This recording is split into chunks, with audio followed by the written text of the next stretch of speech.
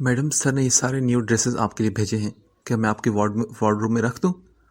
صوفیہ ہاتھ میں کافی زیادہ کپڑے لیے مسکراتی ہوئی اندر داخل ہوئی. رکھ دو. نور کو کسی چیز سے کوئی فرق نہیں پڑا تھا. وہ کھڑکی میں دیکھتے ہوئے بولی، جہاں نیچے لان میں 3 اسلحے سے بھرے ٹرک کھڑے تھے، اس دن ان کے پاس وہ کھڑے تھے. وجدان ان کے پاس کھڑا ڈرائیور کو کوئی ہدایات دے رہا تھا. یہ سب دیکھ کر نور کا حلق تک کڑوا ہو گیا. وہ کھڑکی سے ہٹ کر پیچھے ہوگی. ڈریسز رکھنے کے بعد صوفیہ نے نور سے پوچھا، میڈم آپ سے ایک بات پوچھوں؟ ہاں پوچھو صوفیہ. وہ آپ اتنا ہمیشہ اداس کیوں رہتی ہیں؟ میرا مطلب سر آپ سے اتنا پیار کرتے ہیں پھر بھی. وہ جھجکتے ہوئے صرف سوال پوچھنے لگی. تبھی نور نے کہا، دیکھو صوفیہ، چاہے محل شیشے کا ہو یا سونے کا، وہ قیدی کے لیے ہمیشہ قید خانہ ہی ہوتا ہے. تبھی وجدان اندر داخل ہوا اور اس نے نور حیات کے یہ الفاظ سن لیے. اسے دیکھتے ہی صوفیہ باہر نکل گئی، مگر نور کو معلوم نہیں تھا کہ وجدان کمرے میں آ چکا ہے. وہ بنا آہٹ کیے آہستہ آہستہ چلتا آیا اور اس کے گرد اپنے بازو ڈال لیے تو وہ ایک دم ڈر گئی اور ایسے ساکت ہوگی جیسے انسان فریز ہو جاتا ہو. تو میری بیوٹی کو یہ گھر ایک قید خانہ لگتا ہے؟ ہاں، بتاؤ ایسا کیا کروں کہ جو تمہارا دل یہاں پر لگ جائے؟ وجدان نے بڑے پیار سے کہا.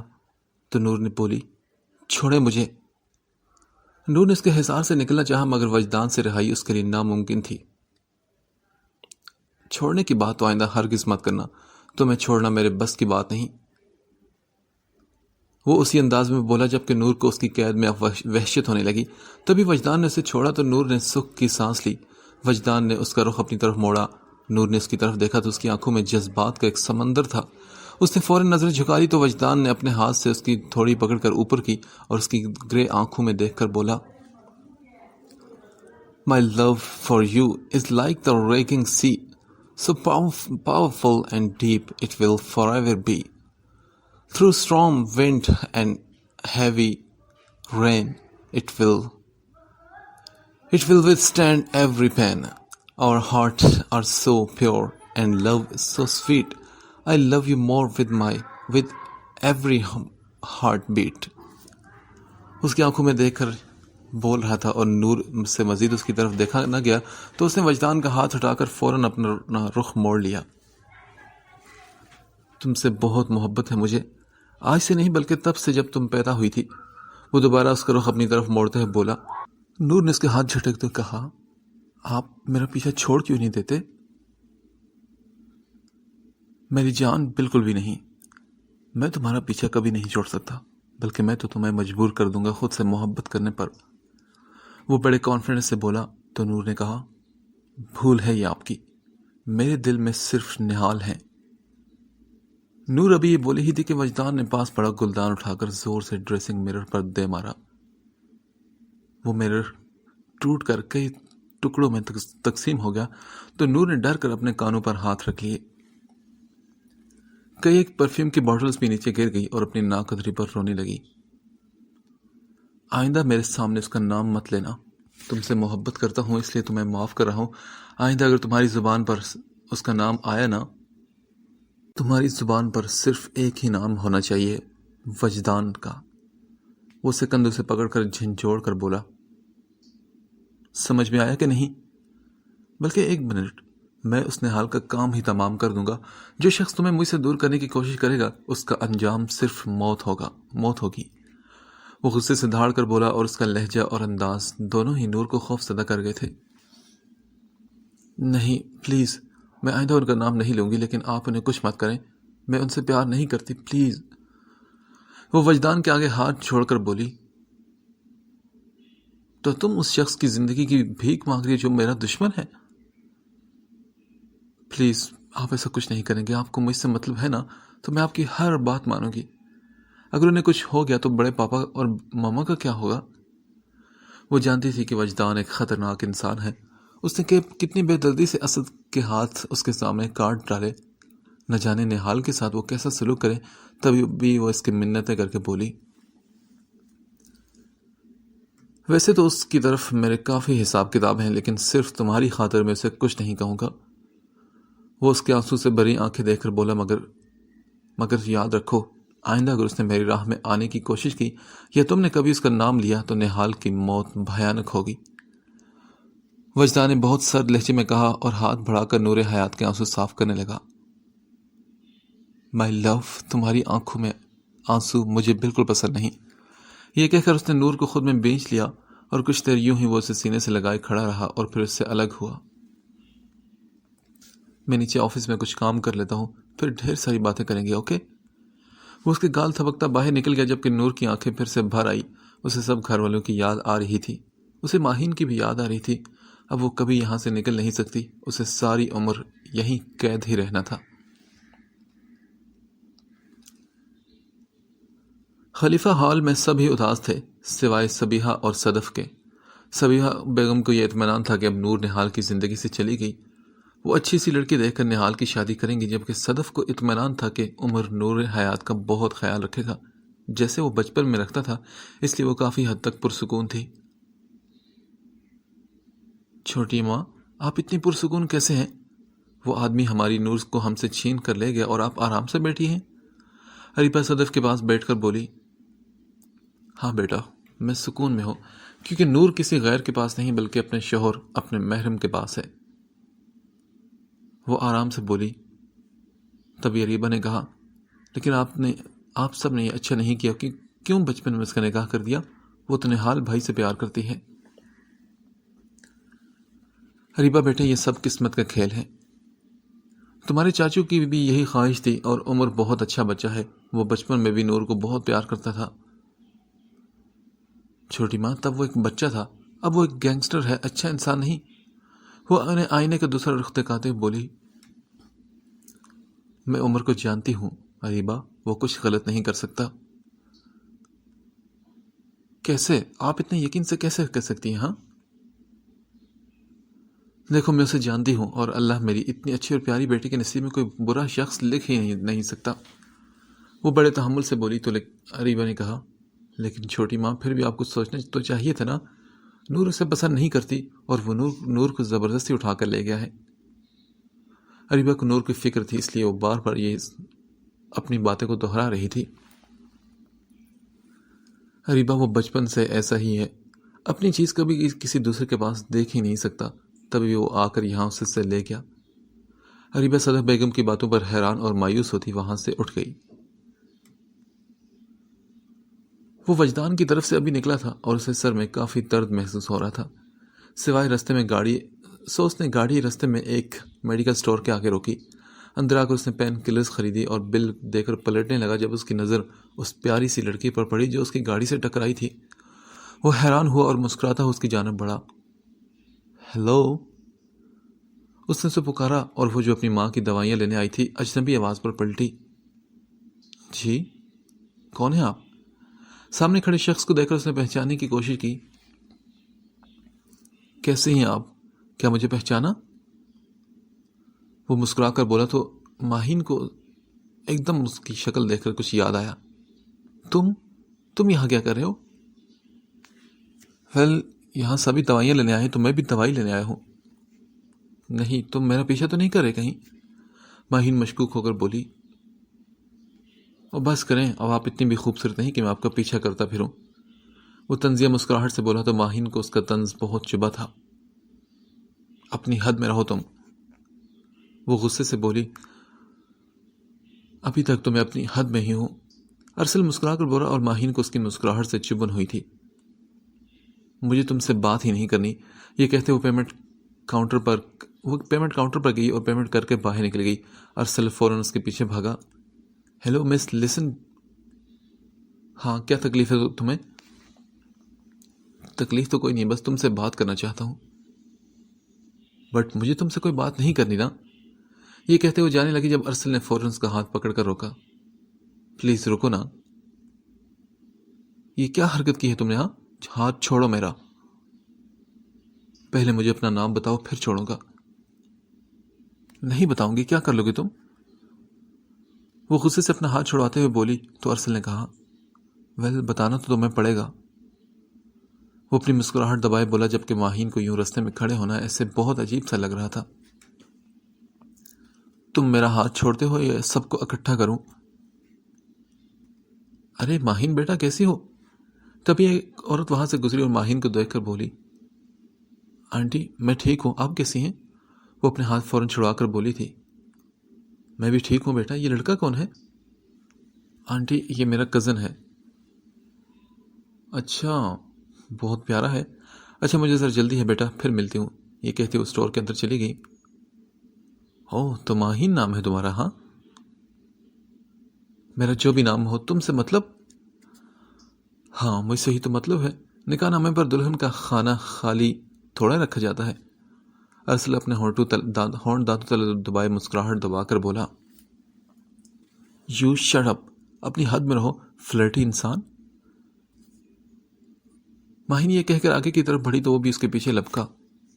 ارے رکو تو، کہاں جا رہی ہو؟ میں تو تمہارا کزن ہوں نا، چلو تمہیں ڈراپ کر دیتا ہوں۔ ہیلو مسٹر، تم نہ اپنی اوقات سے باہر نکل رہے ہو، اگر میں چاہوں نا تو ابھی بھی تمہارا بینڈ بجا سکتی ہوں۔ وہ اسے انگلی دکھاتے وارننگ دے کر بولی تھی۔ ہاں تو چلو بجا دو بینڈ، تمہارے ہاتھوں تو میں مرنے کو بھی تیار ہوں۔ وہ جی جان سے بولا تو ماہین کو اسے چڑ ہونے لگی۔ تبھی ارسل کے نمبر پر وجدان کی کال آنے لگی۔ ایک منٹ رکو، میں ذرا ایک کال سن لوں، جانا نہیں۔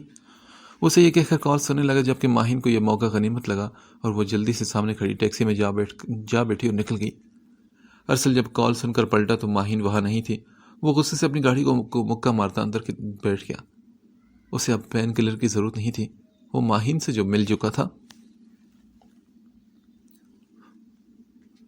اس کی آنکھ تھوڑی دیر پہلے ہی کھلی تھی اور وہ بالکل سیدھی لیٹی چھت کو گھو رہی تھی، یوں جیسے کسی غیر مرئی نقطے کو دیکھ رہی ہو۔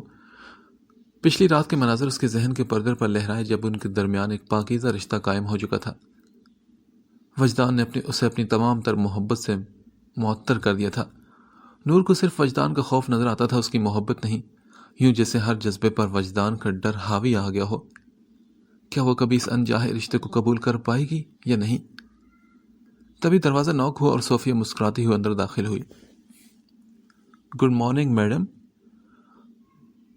اس کے ہاتھ میں ہر رنگ کے کافی زیادہ خوبصورت پھول تھے۔ اس نے سامنے پڑے گلدان میں سے پرانے اور بوسیدہ پھول نکالے اور ان میں نئے رکھنے لگی۔ میڈم سر نے کہا ہے کہ آپ 9 بجے انہیں ناشتے کے ٹیبل پر ملے۔ وہ اپنی مخصوص مسکراہٹ کے ساتھ بولی تو نور نے کوئی جواب نہ دیا۔ صوفیہ مایوس ہوتی واپس پلٹ گئی۔ تھوڑی دیر بعد نور بے دلی سے اٹھی اور فریش ہونے کے لیے چلی گئی۔ واو عمر، یہ کہاں سے لائے ہو؟ ثانیہ نے حیران ہو کر وہ خوبصورت سے گجرے اس کے ہاتھ سے پکڑے۔ ماما یہ میں نے بنائے ہیں، وہ فخر سے بولا تو ثانیہ نے محبت سے گلے لگا لیا۔ یہ تو بہت پیارے ہیں، میرے بیٹے کی طرح۔ اس کا ہاتھ ماتھا چوم کر وہ بولی تھی۔ ماما آپ یہ پہن کر دکھائے نا، وہ ان سے فرمائش کر کے بولا تو ثانیہ نے 2 گجرے دونوں کلائیوں میں پہن لے۔ ماما اب تو یہ بہت پیارے لگ رہے ہیں آپ کے ہاتھوں میں، وہ اپنی ماں کے ہاتھ چوم کر بولا۔ پاپا جب یہ آپ کے ہاتھوں میں دیکھیں گے نا تو دیکھیے گا کیسے فلیٹ ہو جائیں گے آپ پر۔ عمر آنکھ مار کر بولا تو ثانیہ نے اسے آنکھیں دکھائی۔ ٹھہرو ذرا تم شیطان انسان۔ وہ اپنی سوچوں میں گم تھا جب صوفیہ نے آ کر کہا، سر میڈم کو میں نے ناشتے کا کہہ دیا ہے۔ وہ اس وقت پچھلے لان میں بیٹھا تھا۔ اس کے سامنے ٹیبل پر لال اور سفید رنگ کے خوبصورت پھول پڑے تھے جن کے وہ گجرے بنا رہا تھا، بالکل ویسے ہی جیسے اپنے ماں کے لیے بنایا کرتا تھا۔ ٹھیک ہے تم جاؤ۔ اس کے کہنے کے بعد وہ دوبارہ سوچنے لگا، پھر تھوڑی دیر بعد اٹھ کر اندر چلا گیا۔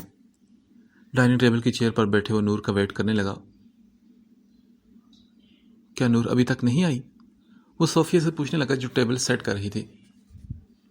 سر وہ آ رہی ہیں، بلکہ وہ دیکھیں وہ تو آ گئی۔ گرے کلر کی لانگ فراک پر چوڑی دار پاجامہ اور دوپٹے میں وہ بے حد حسین لگ رہی تھی۔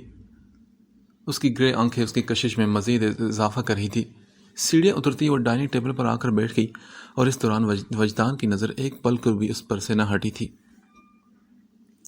Good morning beauty. وہ یوں ہی تو اسے بیوٹی نہیں کہتا تھا۔ وجدان کے گڈ مارننگ پر نور نے محض سر کو ہلکا سا خم دیا۔ دونوں نے پھر خاموشی سے ناشتہ کیا۔ وجدان کو وہ کافی گمسم لگ رہی تھی۔ ناشتے کے بعد اس کا ہاتھ تھامے پچھلے لان میں لے آئے جہاں ایک سوئمنگ پول تھا اور کئی سارے پھول بھی تھے۔ نور کو ایک کرسی پر بٹھا کر وہ اس کے سامنے بیٹھ گیا اور اسے دیکھنے لگا تو نور کو اس کی نظروں سے الجھن ہونے لگی۔ کیا ہوا نور حیات، کیا تم خوش نہیں ہو؟ وہ مدھم لہجے میں پوچھنے لگا تو نور جواب میں خاموش رہی۔ بتاؤ نا بیوٹی، کیا ہو تمہیں؟ اس نے اپنا ہاتھ نور کے ہاتھ پر رکھ کر ہلکا سا دباؤ ڈالا۔ کچھ نہیں ہوا مجھے، ٹھیک ہوں، میں زندہ ہوں، وہ بے تاثر سے لہجے میں بولی۔ ایسے تو مت کہو یار، دیکھو تم ایسے اداس رہو گی تو مجھے بالکل بھی سکون نہیں ملے گا، تمہاری ان آنکھوں میں اداسی بالکل اچھی نہیں لگتی، وہ نرم لہجے میں بولا، اور اس کا یہ لہجہ صرف نور کے لیے تھا، باقی سب لوگوں کے لیے تو ایک ڈیول تھا، ایک درندہ صفت انسان جو رحم نہیں کرتا تھا۔ اچھا چلو اپنے ہاتھ آگے کرو، وہ خوش دلی سے بولا تو نور حیران ہوئی اور بولی کیوں؟ وجدان نے پھر خود ہی اس کے دونوں ہاتھ تھامے اور پاس پڑی ٹوکری میں سے 2 گجرے نکالے اور ایک ایک کر کے دونوں اس کی خوبصورت کلائیوں میں پہنا دیے۔ اب یہ اور بھی خوبصورت لگ رہے ہیں، وجدان نے اس کے ہاتھ پر اپنے لب رکھتے ہوئے کہا۔ تمہیں کیسے لگے، اچھے ہیں نا؟ وہ بڑے شوق سے نور سے پوچھنے لگا جو یہاں ہو کر بھی یہاں نہیں تھی۔ ہاں اچھے ہیں، وہ بس اتنا ہی بولی۔ کیا یار، لگتا ہے تمہیں پسند نہیں آیا ہے نا؟ وہ مایوسی سے بولا تو نور اب بھی خاموش رہی۔ اچھا ایسا کرتے ہیں، کہیں گھومنے چلتے ہیں، ہنی مون کے بارے میں کیا خیال ہے تمہارا؟ وہ مسکرا کر اس سے پوچھنے لگا اور یوں اس کا ڈمپل بھی اس کے گال پر نمایاں ہوا تھا۔ مجھے کہیں نہیں جانا، میں نے کہا نا۔ اچھا دیکھو، اگر تمہیں ایسا لگ رہا ہے کہ ہماری شادی دھوم دھام سے نہیں ہوئی تو فکر مت کرو، میں ایک اچھا سا ریسیپشن رکھ لیتا ہوں، کیا خیال ہے؟ وہ خود ہی ساری باتیں طے کر رہا تھا، نور کو اب اس کی باتوں سے اکتاہٹ ہونے لگی۔ تبھی ارسل کی آواز پر وہ دونوں پیچھے مڑے جو کہہ رہا تھا، ڈیول یہ بہت اچھا خیال ہے۔ ارسل کے ساتھ مریم بھی تھی اور وہ دونوں مسکراتے ان دونوں کی طرف آ رہے تھے۔ کیا میں نے تم سے پوچھا؟ وجدان نے ارسل کو گھور کر دیکھا۔ میرے خیال سے اچھا ہے کہ ریسیپشن رکھ لینا چاہیے ڈیول، یوں نور کو سب کو بھلانے میں آسانی رہے گی۔ مریم ایک نظر نور کو دیکھ کر بولی تو نور کو اس کی بات میں طنز محسوس ہوا۔ نور تم ان سب کو چھوڑو، تم بتاؤ نا، کیا ریسیپشن ہونا چاہیے؟ وجدان نور سے پوچھنے لگا۔ نہیں، مجھے کچھ نہیں کرنا، میں اندر جا رہی ہوں، وہ اٹھ کر بولی تو وجدان حیران ہوا۔ اچھا ٹھیک ہے جاؤ، اس نے اسے جانے دیا کیونکہ وہ اسے تھوڑا وقت دینا چاہتا تھا۔ مریم بھی کچھ سوچ کر اٹھی اور نور کے پیچھے چلی گئی۔ نور اپنے کمرے میں آ کر بیٹھی ہی تھی کہ مریم دروازہ نوک کر کے اندر آ گئی۔ نور مجھے تم سے بات کرنی ہے، وہ نور کے پاس بیٹھ کر بولی تو نور نے کہا، ہاں بولو، کیا بات کرنی ہے تم نے؟ یار مجھے سمجھ نہیں آ رہا کہ میں کیسے کہوں، دراصل میں منہاج سے نہیں، میرا مطلب میں نہال سے بہت پیار کرتی ہوں۔ وہ تھوڑا کنفیوز ہو کر بولی تو نور کے دل میں کچھ ٹوٹا تھا، اور پتہ ہے وہ میری کال نہیں پک کر رہا اور نہ ہی کسی میسج کا جواب دے رہا ہے۔ میں اس سے بہت محبت کرتی ہوں نور، اتنی کہ میں اس کے لیے کچھ بھی کر سکتی ہوں۔ مریم جو کہہ رہی تھی اس کی آنکھیں اس بات کی عکاسی کر رہی تھی کہ واقعی اس کی محبت میں وہ پاگل ہے۔ تو میں کیا کر سکتی ہوں، مجھے تو اپنی محبت نہیں ملی، نور نے تلخی سے کہا تو مریم بولی، میں جانتی ہوں کہ تم نہال سے اور نہال تم سے محبت کرتا ہے، اگر تم وجدان کی بیوی نہ ہوتی تو میں خود ہی پیچھے ہٹ جاتی، لیکن وجدان تو تمہیں پاگلوں کی طرح چاہتا ہے نور، اس لیے میرے دل میں ایک ہلکی سی امید ہے کہ میں نہال کو حاصل کر لوں گی۔ ٹھیک ہے، میں تمہارے لیے دعا کروں گی مریم کہ نہال بھی تم سے پیار کرے، وہ ٹوٹے ہوئے دل سے بولی۔ تم بہت اچھی ہو نور، کیا تم مجھے اپنے گھر کا ایڈریس دے سکتی ہو؟ میں بس ایک دفعہ اس سے ملنا چاہتی ہوں، وہ آنکھوں میں آس اور امید لیے اس سے پوچھ رہی تھی۔ ٹھیک ہے، میں دے دیتی ہوں، مگر تم وہاں جا کر میری ماما سے کہو گی کہ ایک بار وہ مجھ سے مل لیں۔ ہاں ضرور، کیوں نہیں، مریم مسکرائی تو نور نے اسے ایڈریس لکھوایا اور چند ایک اور ضروری باتیں بتائی تو مریم اس کا شکریہ ادا کرتی وہاں سے چلی گئی۔ نور کی رخصتی کو 1 ہفتہ گزر گیا تھا، اگرچہ نور کے لیے وہ رخصتی نہیں بلکہ زبردستی سے کچھ زیادہ ہی نہیں لگتا تھا۔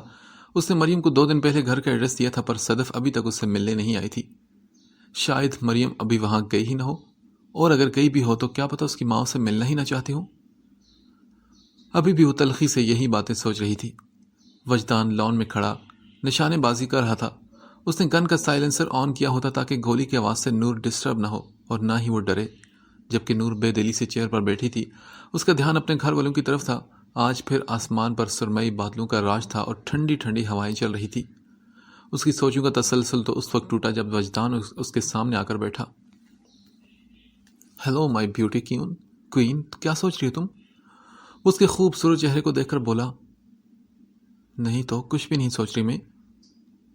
اچھا تو پھر میرے ہی بارے میں کچھ سوچ لو، وہ ڈمپل بھری مسکراہٹ سے بولا تو نور نے پہلی بار اسے غور سے دیکھا۔ وجدان نے اس کا یہ انداز نوٹ کیا۔ کیا ہوا؟ کیا میرا ڈمپل بہت پسند آ گیا تمہیں؟ نہیں تو میں نے اسے تھوڑا ہی کہا، وہ جلدی سے انکار کرتے ہوئے بولی۔ اچھا ٹھیک ہے نا، مان لیتا ہوں۔ وہ اس کا بایاں ہاتھ تھام کر بولا اور پھر جیب سے ایک چھوٹی سی ڈبی نکالی جس میں ایک ڈائمنڈ رنگ تھی۔ اس کے اوپر چھوٹا سا W اور N لکھا ہوا تھا۔ نور کو اس میں کوئی دلچسپی نہ تھی۔ وجدان وہ رنگ ڈبی سے نکال کر نور کی انگلی میں پہنانے لگا۔ واہ، بہت پیاری لگ رہی ہے، ایسا لگ رہا ہے جیسے یہ رنگ بنی ہی تمہاری انگلی کے لیے ہے، دیکھو تو کتنی پیاری ہے نا؟ وجدان نے بہت محبت سے کہا اور تبھی بادلوں نے برسنا شروع کر دیا۔ چند ایک بوندیں ان دونوں پر گری۔ نور جلدی سے اٹھ کر اندر جانے لگی پر وجدان نے اس کی کلائی تھام کر اسے روک لیا۔ چھوڑے مجھے، میں بھیگ جاؤں گی، مجھے اندر جانا ہے، وہ اپنا ہاتھ چھڑاتے ہوئے بولی تھی۔ نور، کیا تم میرے ساتھ محبت کی بارش میں بھیگنا چاہو گی؟ وہ اسے اپنی جانب کھینچتے ہوئے بولا تو نور اس سے پہلے گرتی اس نے فوراً وجدان کے کندھے پر ہاتھ رکھ دیے۔ تبھی بارش تیز ہونے لگی اور وجدان محبت سے اپنی بیوٹی کو دیکھنے لگا۔ نور اتنی سی دیر میں پوری کی پوری بھیگ گئی تھی۔ چھوڑے نا مجھے بارش بالکل نہیں پسند، آپ کو سمجھ کی نہیں آتی؟ ہاں جانتا ہوں، اور تمہیں تو میں بھی نہیں پسند، وجدان نے مسکرا کر کہا تو نور نے کچھ نہیں کہا اور بس نظریں پھیر لی۔ You are my life. You are my love, my life. The air that I breathe. You are my soul, my happiness. The all that I need. بارش لگاتار برس رہی تھی اور وجدان نور کی جانب دیکھتے ہوئے بارش کی بوندوں کے ساتھ بول رہا تھا۔ You are my light, my dark. The star in the sky. You are my ups, my downs. The reason I try. You are my strength, my weakness, the love from the start. You are my heartache, my pain, the beat of my heart. وجدان کے منہ سے نکلا ہر لفظ اس کے دل کی عکاسی کر رہا تھا، یوں جیسے وہ کوئی ساحر ہو اور نور کو اپنے سحر میں جکڑ رہا ہو۔ You are my tears, my joy, the love that you bring. You are my word. You are my world, my galaxy. You are my everything. یوں لگا جیسے کسی جادوگر نے اپنی چھڑی روکی ہو اور اب داد وصول کرنے رکا ہو، اور نور کو لگا جیسے وہ کسی سحر کی کیفیت سے نکلی ہو۔ وجدان تو مسکراتے ہوئے اپنی حیات کو دیکھ رہا تھا۔ بارش دونوں کو بھگا رہی تھی، بارش سے ٹھنڈک بڑھ رہی تھی اور وہ دونوں اسی پوزیشن میں کھڑے تھے۔ نور کو ٹھنڈ لگ گئی تو وجدان نے اسے جھک کر اٹھایا اور نور وجدان کے یوں کرنے پر بوکھلا گئی۔ یہ آپ کیا کر رہے ہیں؟ پلیز مجھے نیچے اتارے، وہ شرمندگی سے بولی، کیونکہ ارد گرد کئی ایک گارڈز اور ملازم تھے۔ کیا کر رہا ہوں مطلب کیا؟ اپنی بیوی کو اٹھایا ہے، اس میں کیا حرج ہے؟ وہ اسے اٹھائے اندر کی طرف بڑھ گیا تھا۔ ماہین آج خلیفہ ہال آئی تھی۔ اس وقت وہ اریبہ اور صدف تینوں بیٹھی نور کے متعلق بات کر رہی تھی۔ تبھی صدف بیگم بولی، میرا بہت دل چاہ رہا ہے کہ ایک بار نور سے مل کر آؤں، لیکن آنٹی ہمیں تو پتہ ہی نہیں کہ نور اس وقت ہے کہاں۔ ماہین پریشانی سے بولی تو تبھی ایک آواز نے ان تینوں کو چونکا دیا۔ مریم دروازے سے اندر آتی بولی تھی، میں جانتی ہوں کہ نور کہاں ہے۔ آپ ہیں کون؟ اریبہ نے حیرانگی سے پوچھا تو وہ بولی، میں مریم ہوں اور نور کے بارے میں جانتی ہوں، کیا ہم بیٹھ کر بات کر سکتے ہیں؟ وہ انہیں دیکھ کر بولی تو صدف بیگم بولی، ہاں بیٹا، کیوں نہیں، آؤ بیٹھو۔ مریم ان کے سامنے پڑے صوفے پر بیٹھ گئی۔ ہاں بیٹے، آپ بتاؤ کیا جانتی ہو نور کے بارے میں؟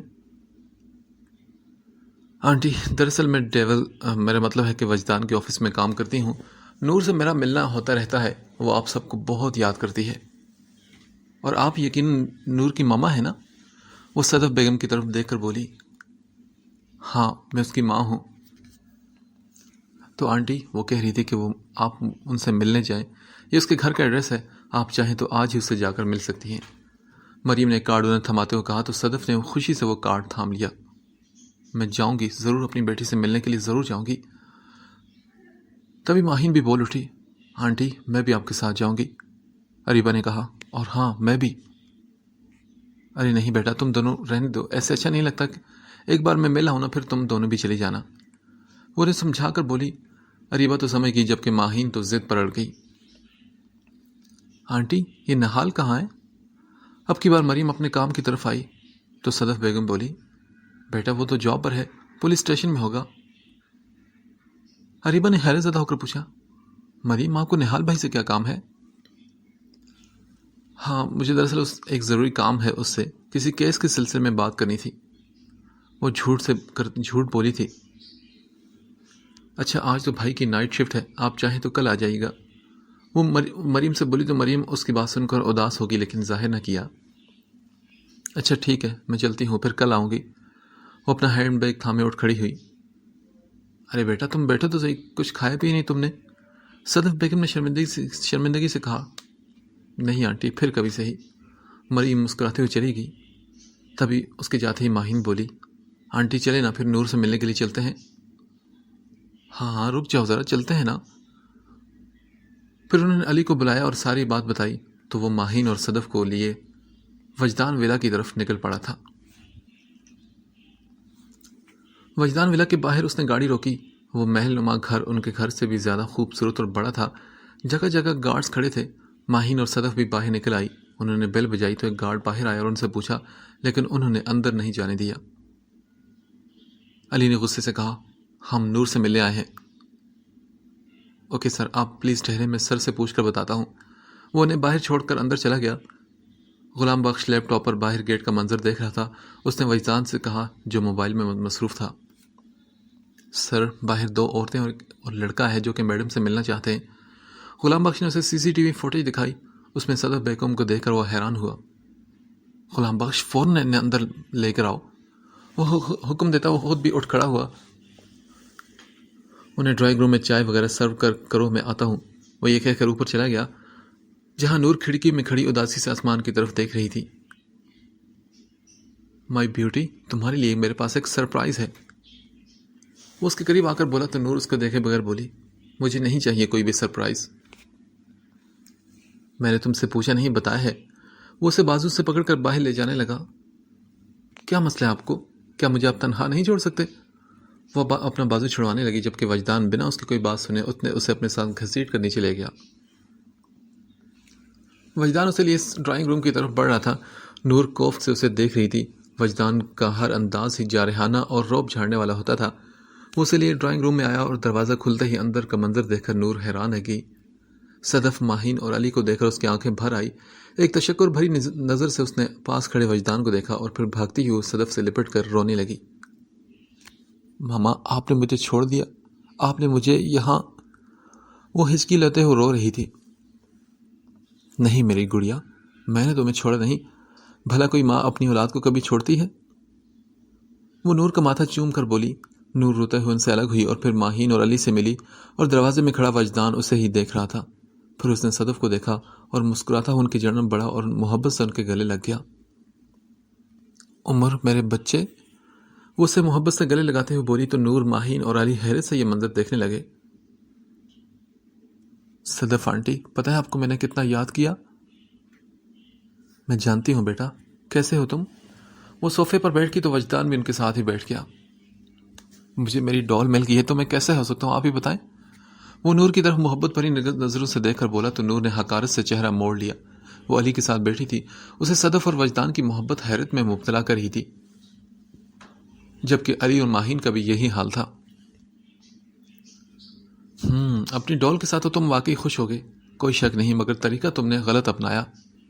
وہ اسے ڈانٹتے ہوئے بولی، آپ کو تو معلوم ہے نا آنٹی کہ میں اپنی چیزیں کسی کو نہیں دیتا، تو وہ اپنی محبت کیسے کسی کو دے سکتا تھا؟ وہ مسکرا کر بولا تو صدف بیگم بھی مسکرائی تھی۔ ماما آپ کس سے ملنے آئیں، مجھ سے یا ان سے؟ نور سے ان دونوں کی دوستی برداشت نہ ہوئی تو وہ فوراً بول اٹھی۔ تبھی صدف بیگم بھی مسکرائی اور بولی، میں تو اپنے بچوں سے ملے آئی ہوں۔ وجدان کو یہ سب دیکھ کر بہت ہنسی آئی کہ نور اس سے جیلس ہو رہی ہے۔ اچھا آنٹی، آپ بیوٹی سے بات کریں، وہ ناراض ہو رہی ہے، ہم بعد میں بات کر لیتے ہیں۔ وہ صدف سے مسکراتا ہوا کہہ کر اٹھا اور باہر چلا گیا۔ علی اور ماہین نور کی طرح حیرت کا بت بنے بیٹھے تھے۔ یہ سب کیا ہے چھوٹی ماں؟ علی نے حیران ہو کر پوچھا۔ بتاتی ہوں، سب کچھ بتاتی ہوں۔ نور تم یہاں ہو میری جان؟ وہ نور کو اپنے پاس بلا کر بولی ان کے پاس، تو وہ ان کے پاس آ کر بیٹھ گئی۔ ماما کیا آپ مجھ سے پیار نہیں کرتی؟ ارے میری جان، میں نے ایسا تھوڑی کہا، میں تو تم سے ہی پیار کرتی ہوں۔ وہ اسے خود سے لگا کر بولی، ماما آپ کو پتہ ہے نا کہ انہوں نے مجھے یہاں قید کر لیا ہے، مجھے یہاں نہیں رہنا۔ وہ پاگل انسان ہے، اسے صرف اپنی خوشی عزیز ہے۔ نور بیٹا، وہ تم سے بہت پیار کرتا ہے، ابھی تو تم اسے قید سمجھ رہی ہو نا، مگر ایک وقت ایسا آئے گا جب تمہیں اپنی ساری سوچ غلط لگے گی۔ وہ اسے سمجھاتے ہوئے بولی۔ ماہین کو بھی وجدان کی آنکھوں میں نور کے لیے محبت ہی محبت نظر آئی تھی۔ آنٹی صحیح کہہ رہی ہیں نور، وہ واقعی تم سے بہت محبت کرتے ہیں۔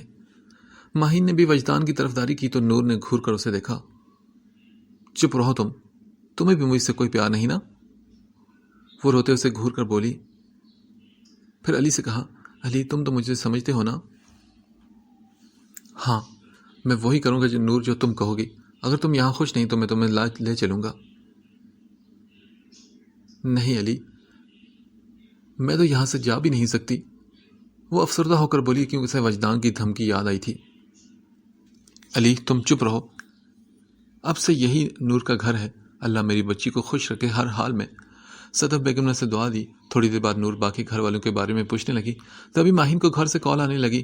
وہ اٹھ کر باہر آ گئی اور کوریڈور میں کھڑی ہو کر کال سننے لگی۔ شاید سگنلز کم آ رہے تھے، تبھی وہ باہر لان میں چلی آئی۔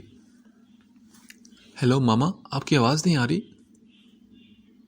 وہ اپنی ماں سے بولی اور اپنے اتنے قریب ماہین کی آواز سن کر ارسل بھی چونک اٹھا۔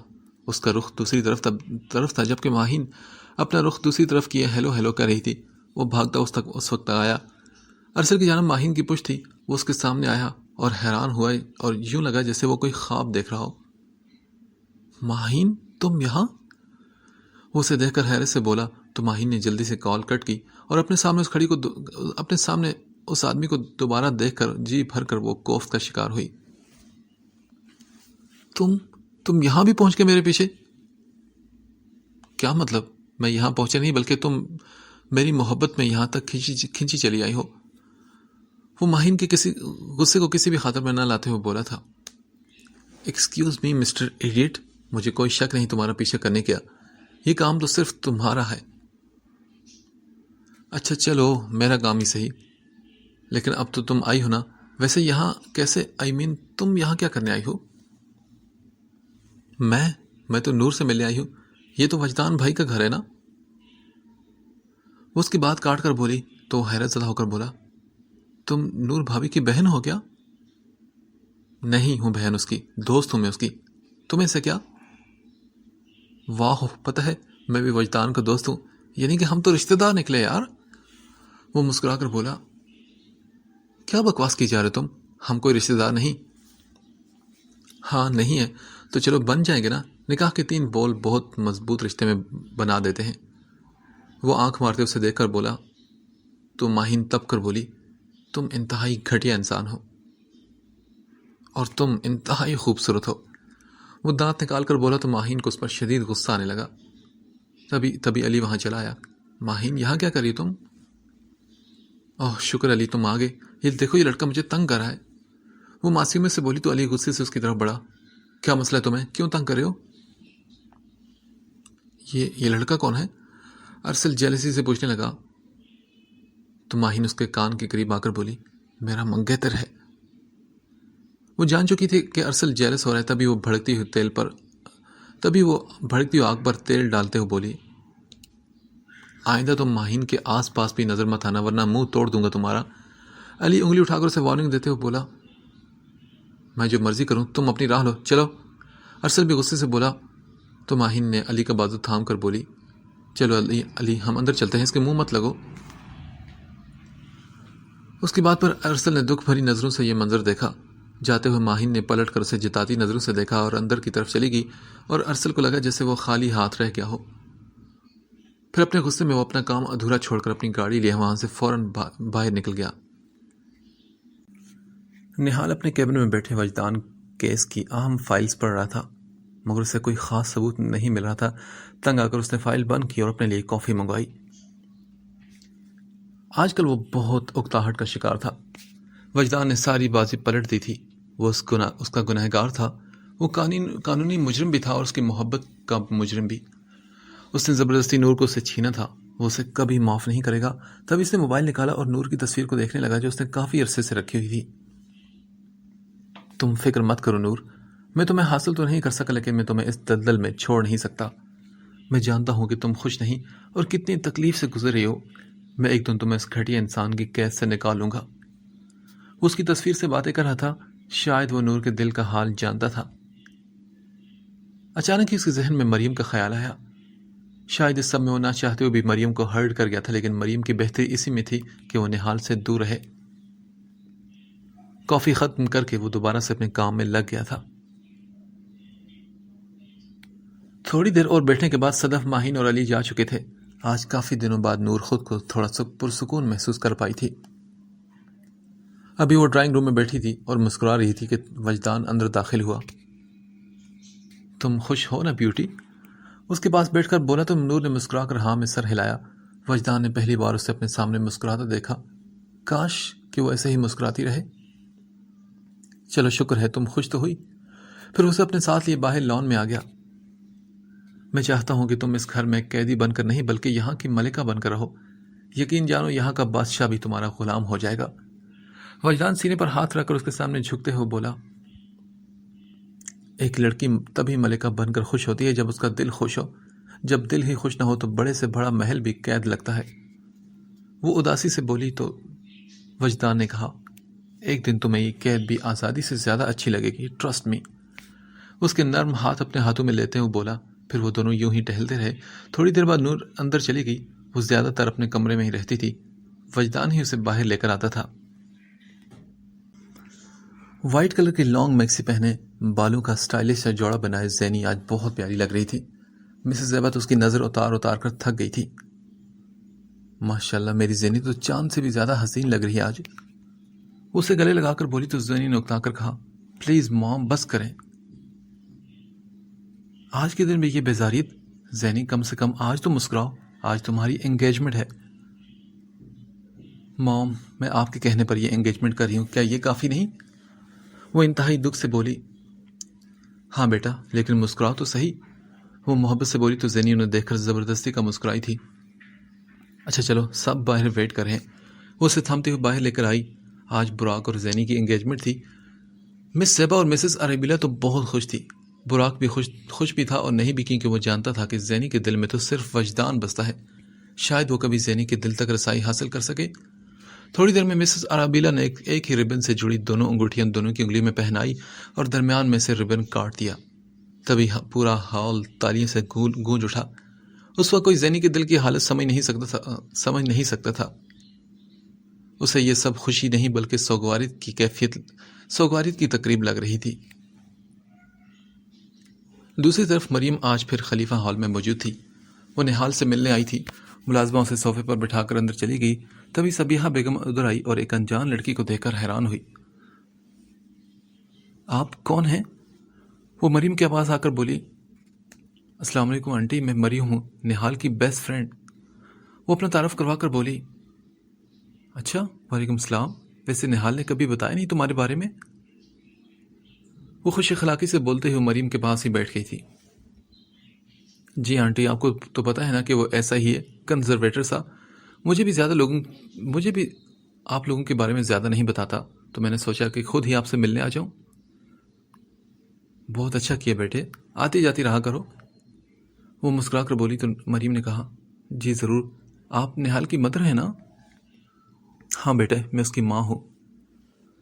ماشاء اللہ آنٹی آپ تو کتنی ینگ لگتی ہیں، کوئی دیکھ کر کہہ نہیں سکتا کہ آپ اتنے بڑے آفیسر کی ماں ہیں۔ وہ صبیحہ کو اپنا گرویدہ بنانا چاہتی تھی، تبھی مسکے لگا کر بولی، ارے نہیں بیٹا اب ایسی بھی کوئی بات نہیں۔ صبیحہ بیگم شرما کر بولی، اچھا آنٹی، یہ نہال کہاں ہے؟ کب سے ویٹ کر رہی ہوں میں اس کا؟ ارے وہ تو اپنے روم میں ہے، میں ابھی اسے بلوا کر لاتی ہوں۔